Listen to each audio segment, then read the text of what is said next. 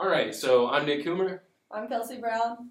and we're ETSU students. This project that we're about to be presenting today meets the requirements for a course, and it's for educational purposes only.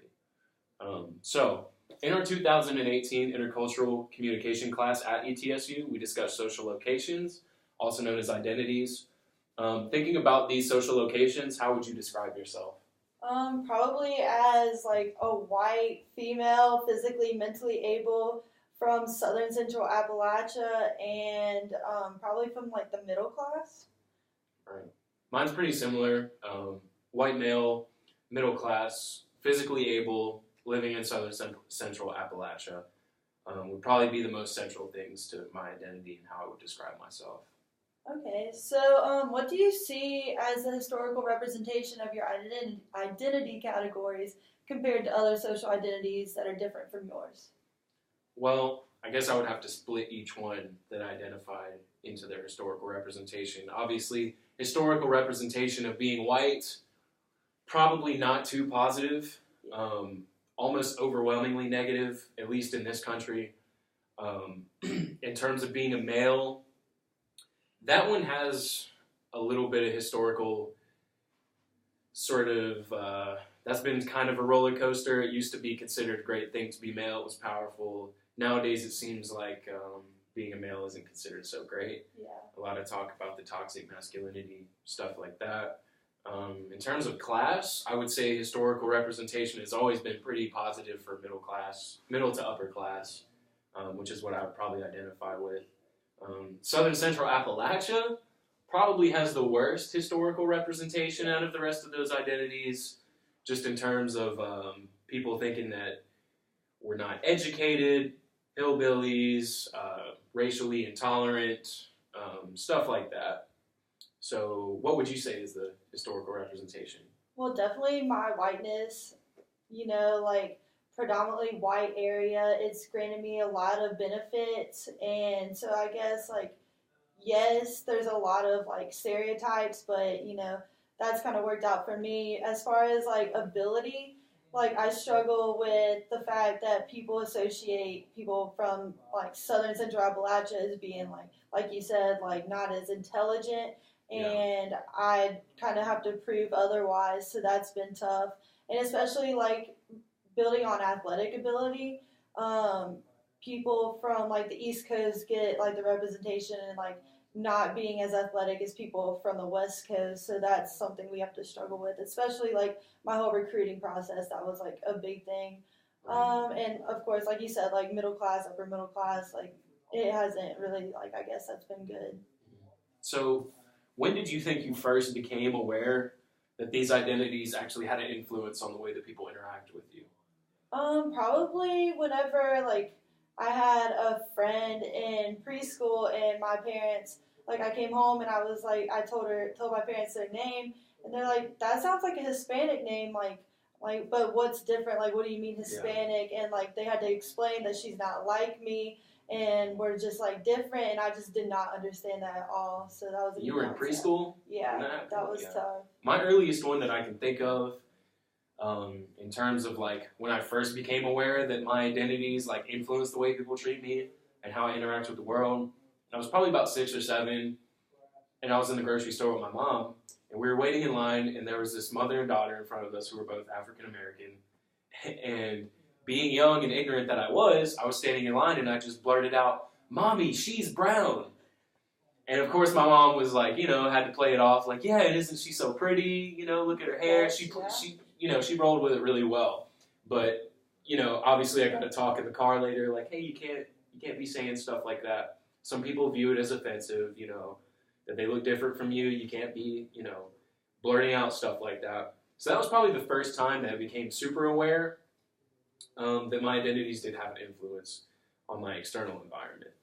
That could have gone a lot worse. Yeah, it could have gone way worse. On a daily basis, though, like, which identities are you more aware of? On a daily basis, I would say mostly physical ability is the one that I'm not necessarily, like, always acutely aware of, but definitely is the one that has the biggest influence on my daily life.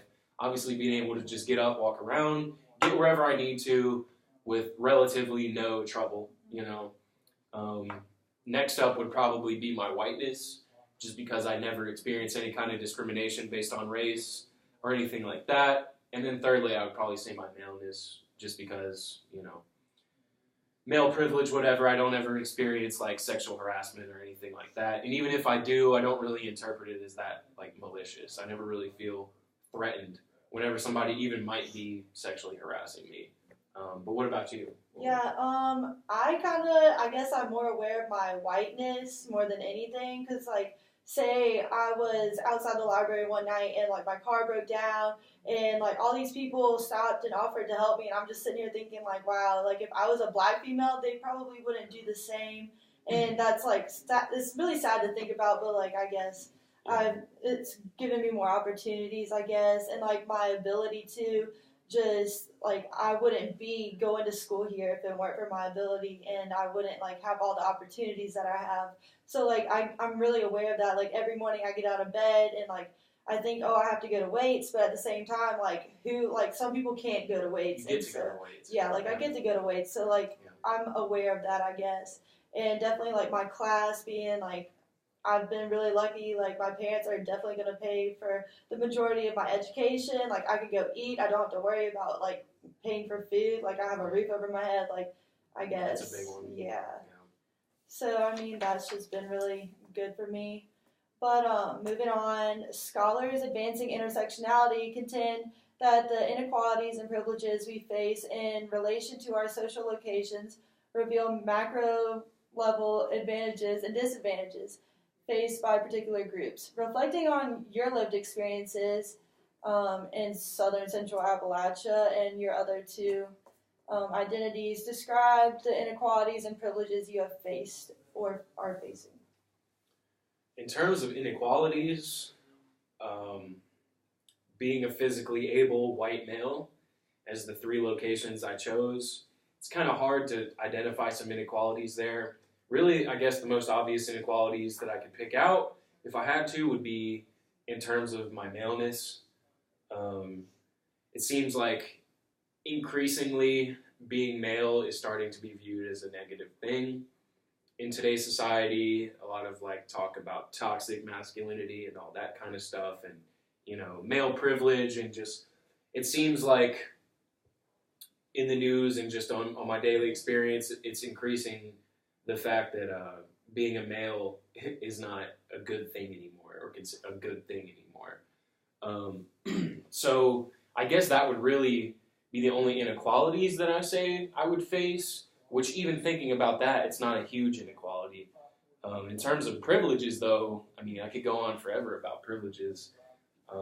Being a man, I never, like I mentioned earlier, I never experienced any kind of sexual harassment. And when I do, I view it as almost kind of playful.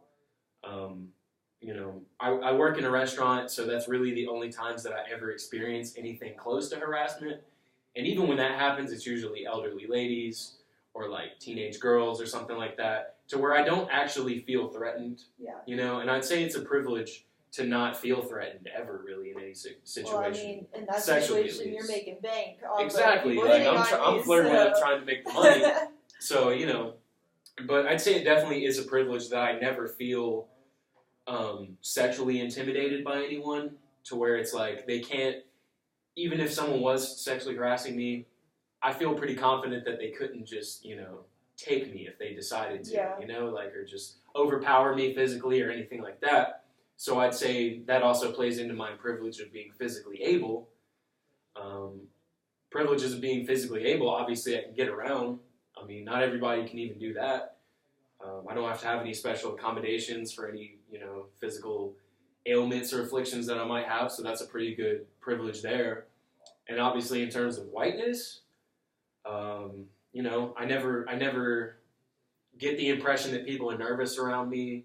I never get the impression that people think I'm up to no good if I'm, with a group of my friends, or even by myself. If I'm walking down the street late at night or something, I never experience anyone discriminating against me because I'm white. Yeah. I never experienced anything negative to where the reason was because I'm white. So I'd say that's a huge privilege. What Absolutely.